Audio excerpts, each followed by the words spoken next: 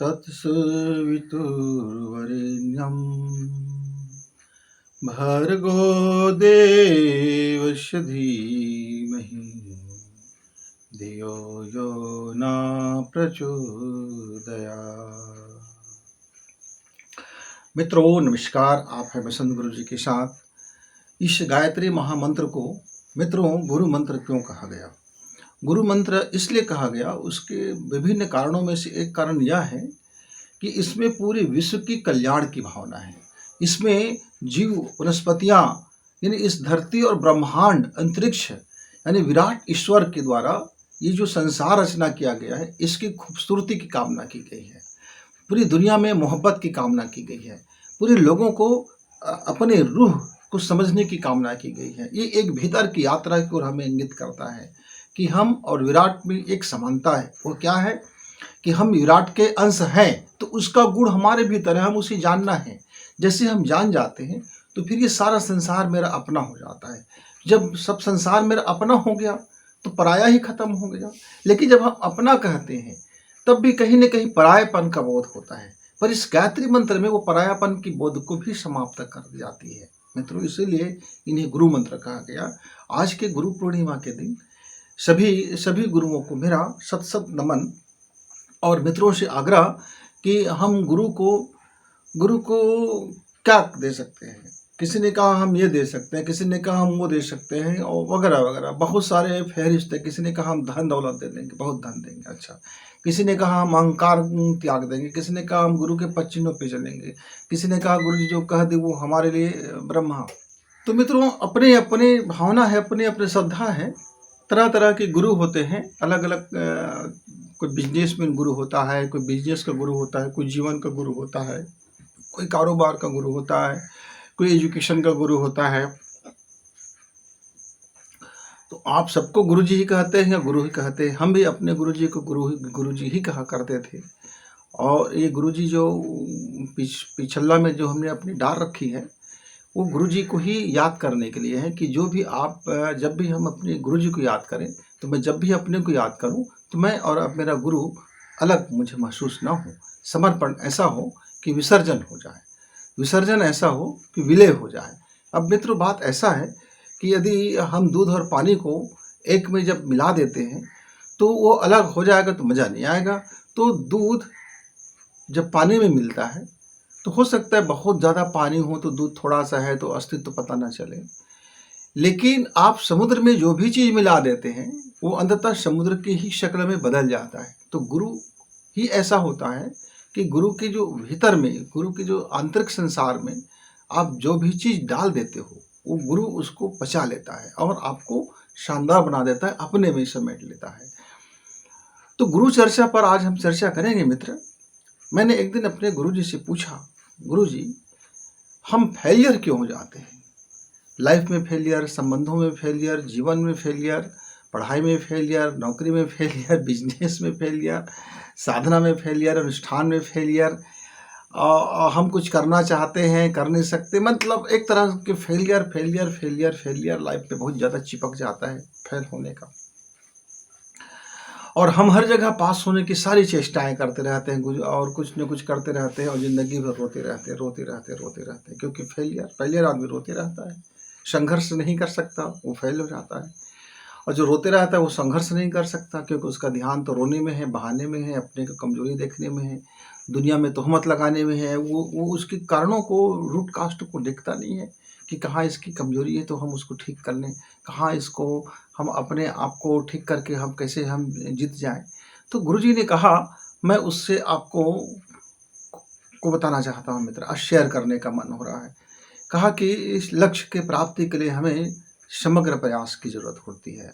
कोई भी लक्ष्य हो, आपका लक्ष्य हो सकता है कि आज खाना बनाने का लक्ष्य है, कि आप एक स्वादिष्ट आज व्यंजन बनाओगे, आप आज स्वादिष्ट भोजन बनाएंगे, आप स्वादिष्ट रोटी बनाएंगे, आप स्वादिष्ट चटनी बनाएंगे, आप स्वादिष्ट दाल बनाएंगे, आप स्वादिष्ट सब्जियां बनाएंगे, तो उसके लिए आपको समग्र प्रयास करना पड़ेगा। यानी जो आपके भीतर एक प्रतिभा है वो, या जो दुनिया से आप जान सकते हैं वो, आप अपने चीज़ों पर फोकस करना होगा, उसके ऊपर आपको पूरी तरह से तल्लीन होना होगा, लगन लगाना पड़ेगा, पूरी फोकस और पूरी लगन और पूरी परिश्रम। ऐसा ना हो कि मैं थक जाऊंगा, चलो इससे काम चल जाएगा, ये मैं थोड़ी नमक डाल दी, थोड़ी हल्दी डाल दी, थोड़ी मिर्ची डाल दी, थोड़ी मसाला डाल दी, अरे यार कहाँ कोई इतना लगा रहे, खाना ही तो है, जिस पेट में ही तो जाना है, रोज़ रोज़ तो बना देती हूँ, आज भी चलो ऐसी बना देती हूँ। तो काम चलाओ, काम चलाओ, काम चलाओ। यदि हम कोई काम करेंगे तो थोड़ा काम तो चलता रहेगा, लेकिन उसमें विशेषता नहीं आएगा। हम उसमें विशेषता नहीं आने से फिर वो जो वांछित सफलता है, जो परिणाम है, वो नहीं मिलेगा। अब पढ़ाई करने वाला बच्चा सोचता है कि चलो आज हमने होमवर्क कर ली, आधे मन ठाले से कर ली, बेगारी से कर ली, और उसके बाद कापी पुस्तकों को फेंक दी, सुंदर राइटिंग नहीं बनाया उसने, बस ऐसे ही कुछ रफ जैसे लिख लिया और बोला हो तो गया, चलो आज का हो गया।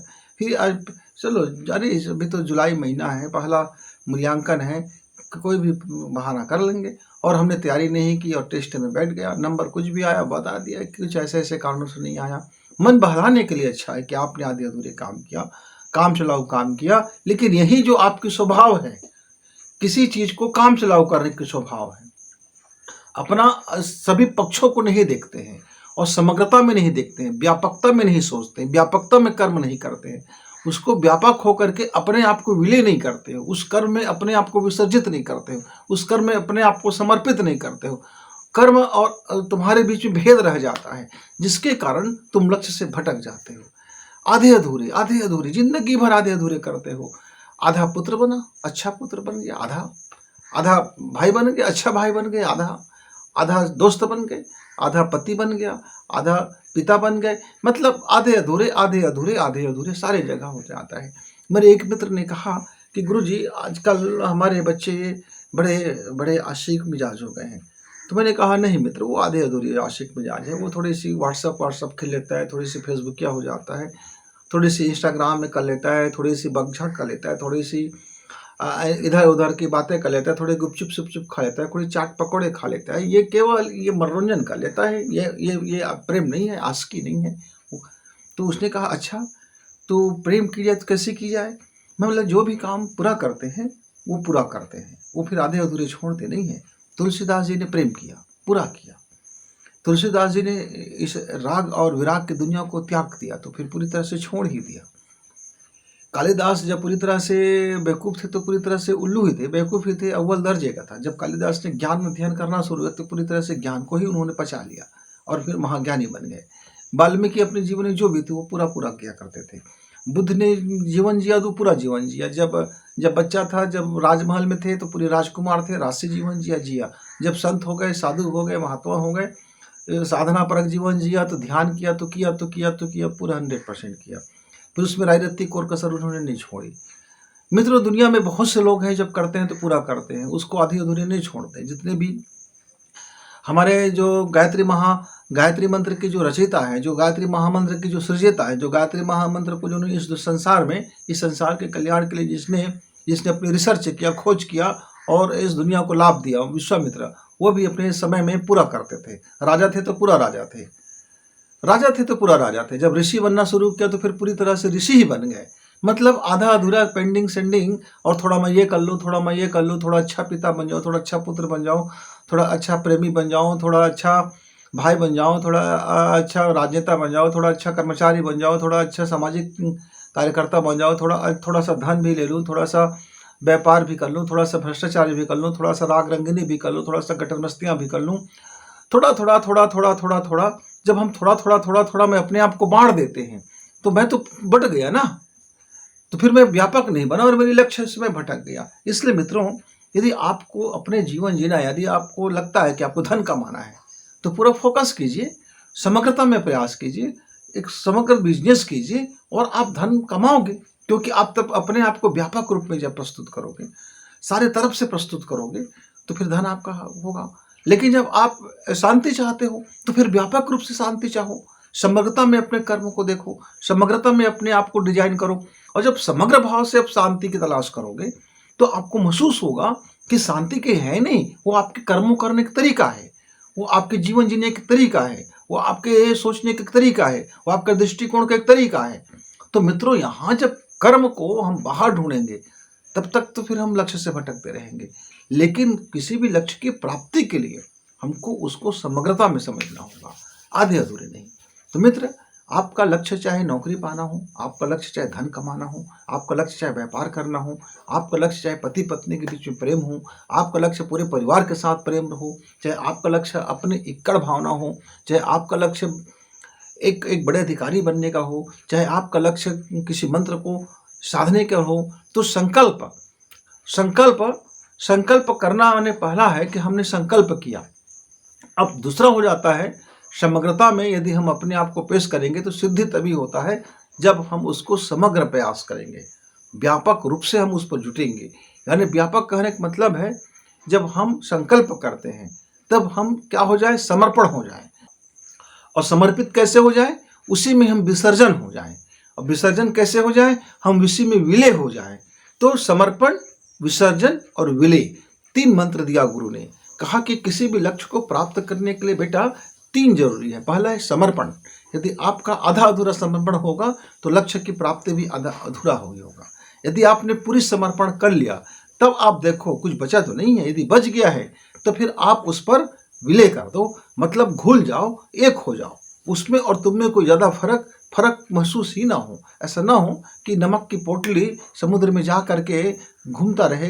कहा कि हमने तो समर्पित कर दिया, अपने को समर्पित कर दिया समुद्र में, पर मैं तो समुद्र बन नहीं रहा हूँ। और एक पानी का बूंद, कुछ पानी के बूंद पॉलीथीन में भर करके समुद्र में डाल दिया, और वह पानी अपना अस्तित्व भी अलग बनाए रखा है और समुद्र में भी घूम रहा है। और वो सोच रहा है कि दुनिया उसकी समुद्र माने, दुनिया उसको गंगा नदी माने, पर कोई मान नहीं रहे क्योंकि वो तो अपने पॉलीथीन में, पोटली में अलग से लगा हुआ है। तो जब तक वो पोटली नहीं निकलेगा आप समुद्र नहीं बन सकते। जब तक पोटली नहीं निकलेगा आप गंगा नहीं बन सकते। आप अलग से अस्तित्व बना रहेगा आपका, क्योंकि आपने समर्पण की कोशिश तो की पर समग्र समर्पण नहीं किया, विसर्जन नहीं किया, अपने आप को विलय नहीं किया।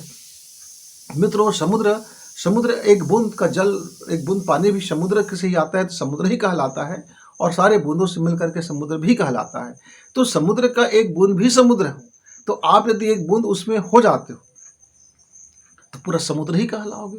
इसलिए हमारे जितने भी फेलियर मित्र हैं, या मैं अपनी ज़िंदगी में फेल तब तक होता रहा जब तक मैं अपने को पोटली बना के अलग रखा, ज्ञान अर्जित किया अहंकार भाव से, मतलब मैं ज्ञान अर्जित कर रहा हूँ। तो मेरा बुद्धि ने कहा हाँ अब तुम कितना समझदार हो, प्रैक्टिकल नहीं कर सका। अब इतने प्रैक्टिकल किए हुए हमारे ऋषि मुनि हैं कि आप यदि तमाम मंत्रों को और तमाम सिद्धियों को और तमाम भौतिक संसाधनों को आप प्रैक्टिकल करने लग जाओगे तो कई जन्म लग जाएगा। पता नहीं जन्म के याद है कि नहीं रहेगा। तो मित्रों, एक ही फार्मूला गुरु जी ने दिया कि आप अपना एक काम चॉइस करो, आप अपना एक लक्ष्य चॉइस करो। चॉइस करना आपके हाथ में।